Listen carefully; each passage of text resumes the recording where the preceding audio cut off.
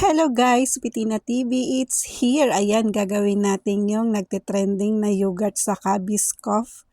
Ngayon ko lang siya matatry kasi ngayon lang ako nakabili ng yogurt. Tara, gawin na natin.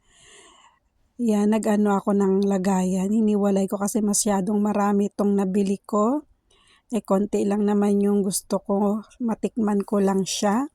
Ayan, naglagay lang ako dyan sa container na yan. Tapos, nilagay ko na yung Biscoff na nabili ko. Hindi yan yung normal na biscuit na nilalagay nila na square. Circle yan na may palaman na cream. Tinaray ko lang din kasi yan yung available dito sa amin. Ayan, sinalansan ko na siya ng ganyan hanggang mapuno yung lagayan. Ulit-ulit nyo lang ilagay. Tapos yan, pag okay na, ayan, dinurog ko yung natira, tapos nilagay ko siya yun ang ilalagay ko sa ibabaw mamaya.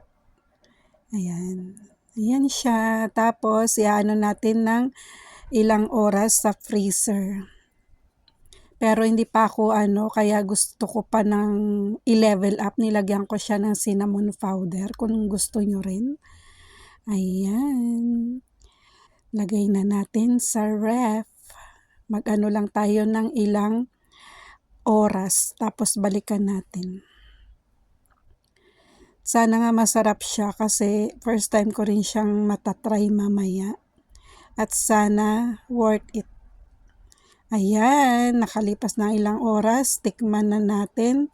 Mukhang masarap nga siya. Ganyan na yung itsura niya nung siguro mga 5 hours siyang nasa ref yan.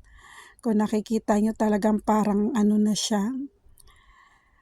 Parang masarap na talaga siya. Ayan, tinikman ko na. Malalaman na natin kung talaga masarap ba talaga tong nagtitrending na to. Unang tikim ko parang hindi ko siya na masyadong nalasahan. Kaya nag-ulit-uli ako pero parang nag-o-okay na siya habang tumatagal na kinakain ko. Ayan. Masarap siya guys. Talagang totoo yung sinasabi ng karamihan na nag-try na ng ganito. Masarap siya. Walang eme. Try nyo rin para malaman nyo. Muntik ko na nga yung maubos pero nagtira pa rin ako para meron akong kainin kinabukasan. Babalik ko pa siya sa ref yan pagkatapos kong kainin ng iba. Ako lang naman ang kumakain yan kaya okay lang. Ayan, bye-bye.